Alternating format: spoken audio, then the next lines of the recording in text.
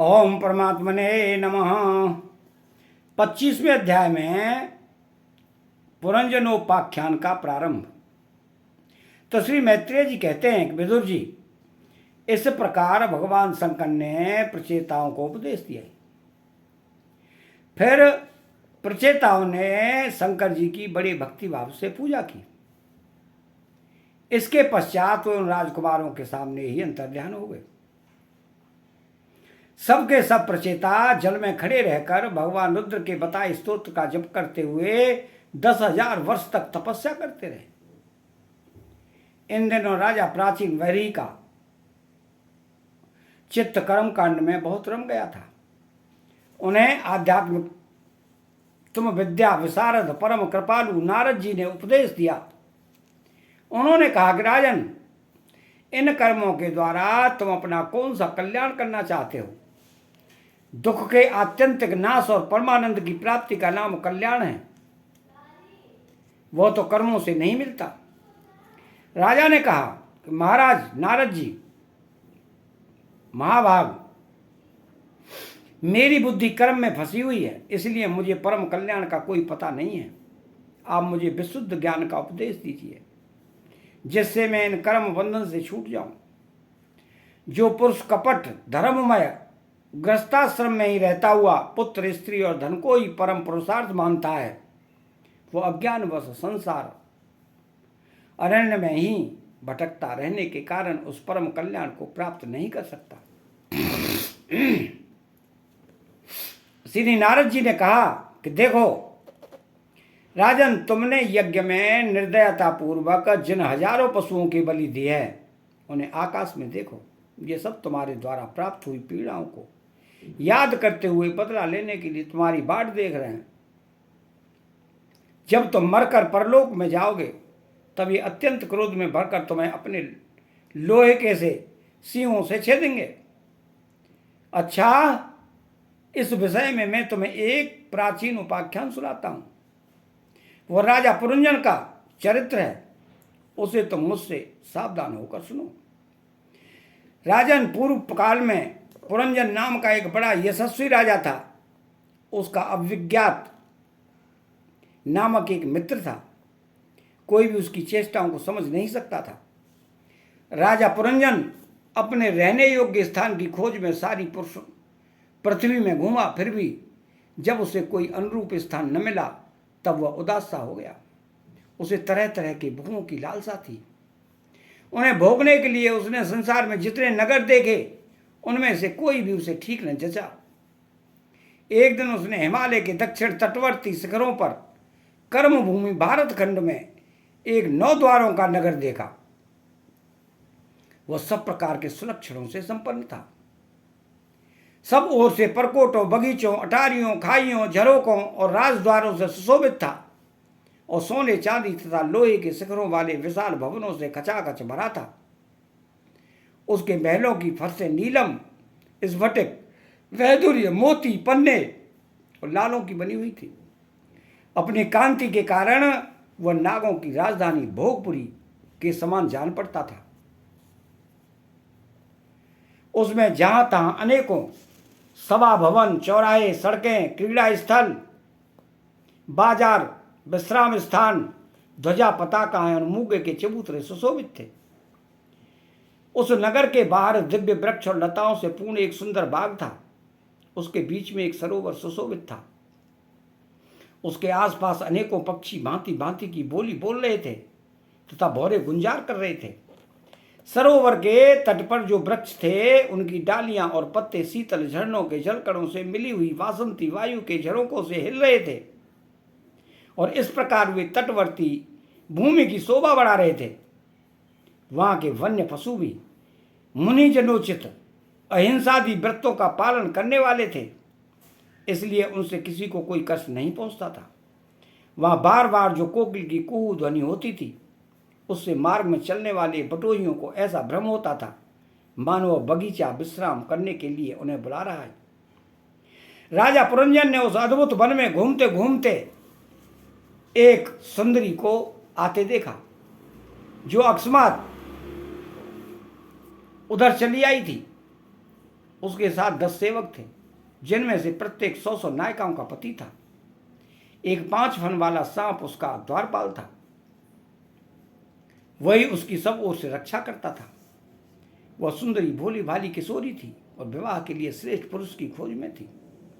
उसकी नासिका, दंत पंक्ति, कपोल और मुख बहुत सुंदर थे। उसके समान कानों में कुंडल झिलमिला रहे थे। उसका रंग सांवला था, कटी प्रदेश सुंदर था। वह पीले रंग की साड़ी और सोने की करदनी पहने हुई थी तथा चलते समय चरणों से नूपुरों की झनकार करती जाती थी। अधिक क्या, वह साक्षात कोई देवी सी जान पड़ती थी।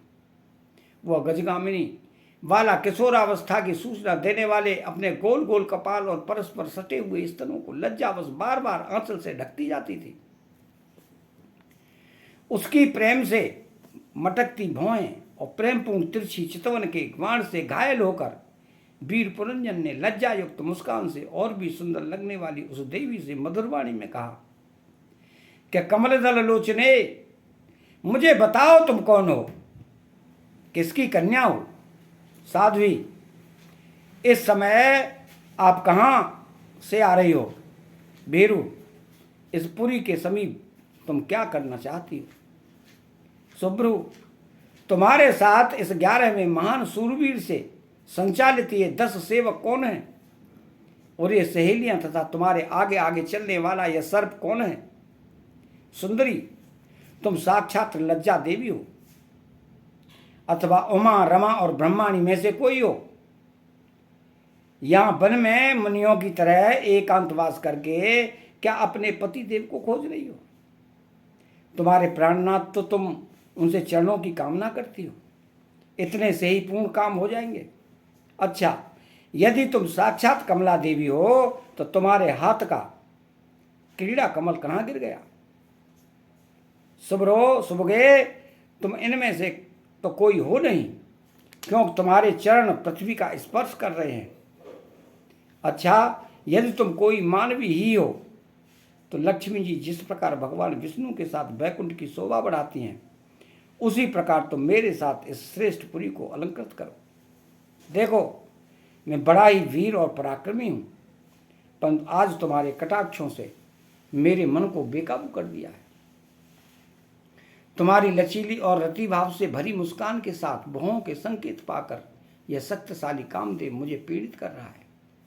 इसलिए सुंदरी, अब तुम्हें मुझ पर कृपा करनी चाहिए। सुचिस्ते में सुंदर भौहें और सुगढ़ नेत्रों से सुशोभित तुम्हारा मुखारबिंद इन लंबी लंबी काली अलकावलियों से घिरा हुआ है।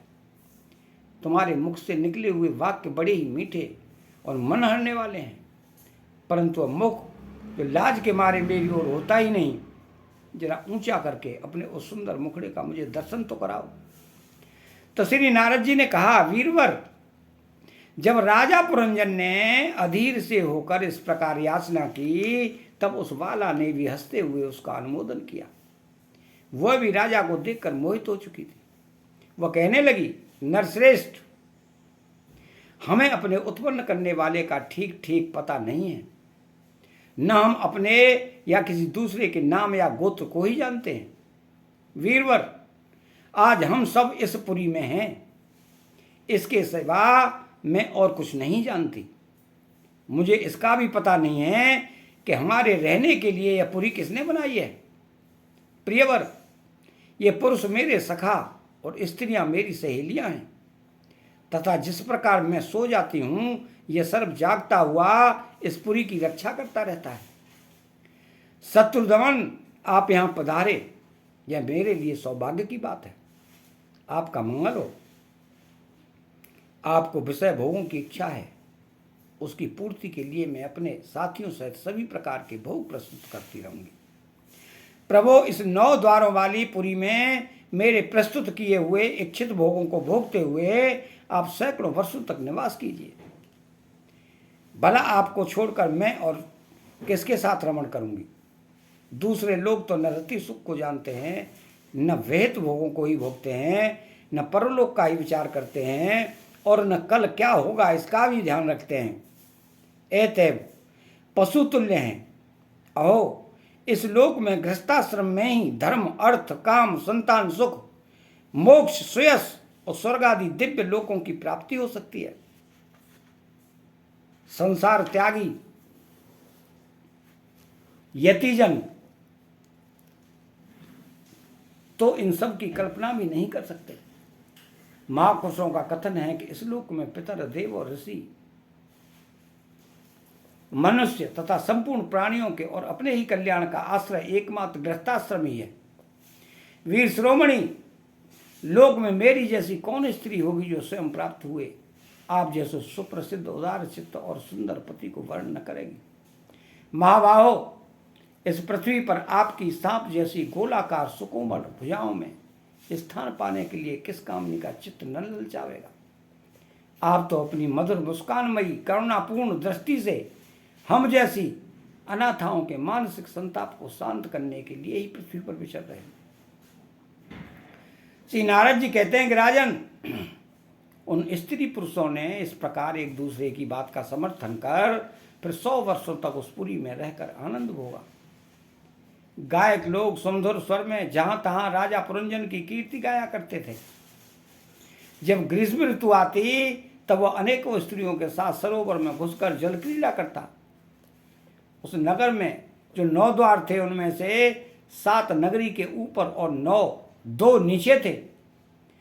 उस नगर का जो कोई राजा होता उसके पृथक पृथक देशों में जाने के लिए ये द्वार बनाए गए थे। राजन, इनमें से 5 पूर्व, 1 दक्षिण, 1 उत्तर और 2 पश्चिम की ओर थे।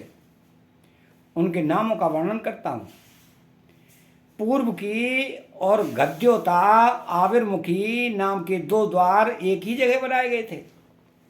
इनमें होकर राजा पुरंजन अपने मित्र द्युमान के साथ विभ्राजित नामक देश को जाया करता था। इसी प्रकार उस ओर नलिनी और नालिनी नाम के 2 द्वार और भी एक ही जगह बनाए गए थे। उनमें से होकर वो अवधूत के साथ सौरभ नामक देश को जाता था। पूर्व दिशा की ओर मुख्या नाम का जो 5वां द्वार था उसमें होकर वो रसज्ञ और विपण के साथ क्रमशः बहुधन और आपण नाम के देशों को जाया करता था।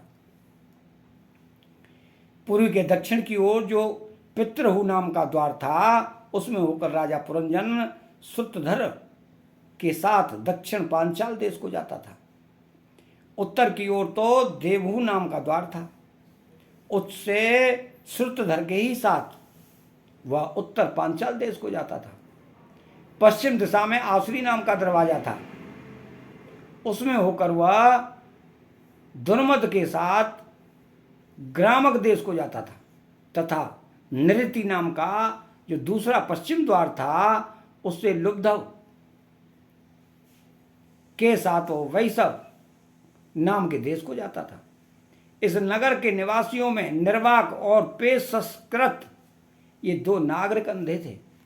राजा पुरंजन आंख वाले नागरिकों का अधिपति होने पर भी इन्हीं की सहायता से जहां तहां जाता और सब प्रकार के कार्य करता था। जब कभी अपने प्रधान सेवक विसुचीन के साथ अंतःपुर में जाता तब उसे स्त्री और पुत्रों के कारण होने वाले मोह और प्रसन्नता एवं हर्ष आदि विकारों का अनुभव होता। उसका चित्त तरह तरह के कर्मों में फंसा हुआ था और काम परवश होने के कारण वह मूढ़ रमणी के द्वारा ठगा गया था। उसकी रानी जो जो काम करती थी वही वह भी करने लगता था। वह जब मद्यपान करती तब वह भी मदिरा पीता और मद से उन्मत्त हो जाता था। जब भोजन करती तब आप भी भोजन करने लगता। जब कुछ चबाती तब आप ही उसी वस्तु को चबाने लगता था। इसी प्रकार कभी उसके गाने पर गाने लगता, रोने पर रोने लगता, हंसने पर हंसने लगता और बोलने पर बोलने लगता। वो दौड़ती तो आप भी दौड़ने लगता, खड़ी होती तो आप भी खड़ा हो जाता, सोती तो आप भी उसी के साथ सो जाता और बैठती तो आप भी बैठ जाता। कभी वह सुनने लगती और आप भी सुनने लगता, देखती तो देखने लगता, सूंघती तो सूंघने लगता और किसी चीज़ को छूती तो आप भी छूने लगता। कभी उसकी प्रिया शोकाकुल होती तो आप भी अत्यंत दीन के समान व्याकुल हो जाता। जब वह प्रसन्न होती आप भी प्रसन्न हो जाता और उसके आनंदित होने पर आप भी आनंदित हो जाता। इस प्रकार राजा पुरंजन अपनी सुंदरी रानी के द्वारा ठगा गया। सारा प्रकृति वर्ग परिकर ही उसको धोखा देने लगा। वह मूर्ख विवश होकर इच्छा न होने पर भी खेल के लिए घर पर पाले हुए बंदर के समान अनुकरण करता रहता। अतः 25वां अध्याय यहीं समाप्त होता है। चैनल को सब्सक्राइब करें, बेल आइकन घंटी को दबाएं और कमेंट बॉक्स में राधे कृष्णा लिखें। जय श्री कृष्णा।